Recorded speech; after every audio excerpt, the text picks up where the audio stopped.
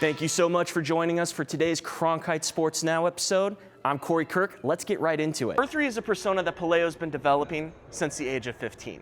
Another version of himself, R3 is everything that Charles actually hates. Though they've had routine success, Coach Brubaker wants to worry about the bigger picture. He calls it focusing not on the times, but the people, with the friendships they make through this program and the amount of fun they have. Connor has to heavily rely on word of mouth to promote his nonprofit.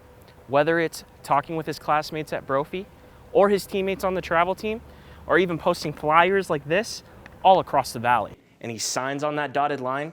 JD told me he isn't waiting for the college experience. ASU swim and dive season is right around the corner, and the Devils are hoping to kick off another successful season under Olympic head coach Bob Bowman. With some changes made to the coaching staff, Bowman believes they have one of the best in the country. As people filled the pews and there wasn't a dry eye in sight, all eyes were on Father Jim Van Dyke, who defined Mr. B's life in 3 words: faith, family, and football. Michael and Nicole are 2 of Bill Bidwell's 5 children. In his eulogy, Michael recalled how involved his father was in his and his siblings' lives. Bill Jr. was at Georgetown, and I was at prep. He would take us to dinner and come watch my games. He made every game because he didn't want to miss a single snap when I got a chance to play. As an owner, Mr. B was known for his selflessness among NFL executives, as someone who put the league's interest above his own. Love of the league.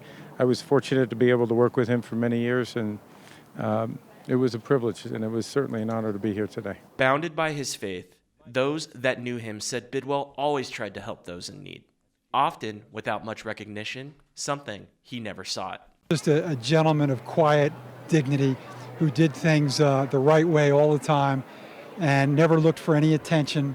Was always content to be in the background. Longtime Cardinals wide receiver Larry Fitzgerald was always honored to suit up for Mr. B, but Fitz feels lucky to have cultivated a relationship with his team's owner off the field as well. I know there are many players over the past few years that didn't have the privilege of getting to know Mr. B, and I regret that. You guys really missed out.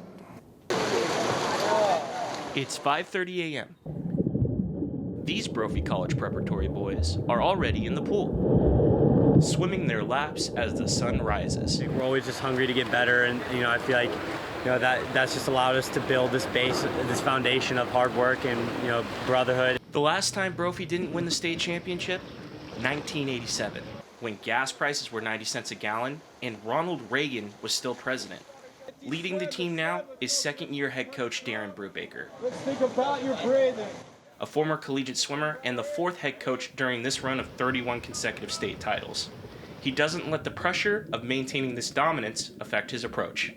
Help motivate me, but in the end, it doesn't matter how many wins you make. I think it's important to keep the holistic side of the Brophy tradition. Thus, Brubaker incorporated a philosophy with his entire team to pay respect to the foundation that was laid for them, telling his athletes to remember that they stand on the shoulders of giants, as some former swimmers have gone on to compete in college, and even Gary Hall Jr., class of '93, who is a 10-time Olympic medalist.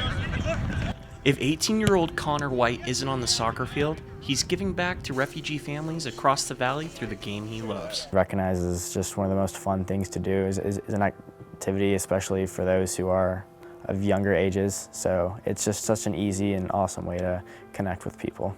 With his other passion in community work, White made a decision combining his 2 loves to form Free Kicks, a nonprofit that gives gently used soccer equipment to those in need over 3 years ago. He leaned into his passion, that it was a joy for him, a passion for him, an outlet for him, and all of these things that he wanted others to be able to have the opportunity to experience as well.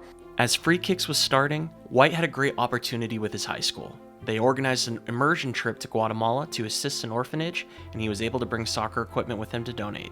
The hardest thing about that was getting all this stuff very quickly for the trip. I had to do a lot and drive to a lot of places to get all this stuff.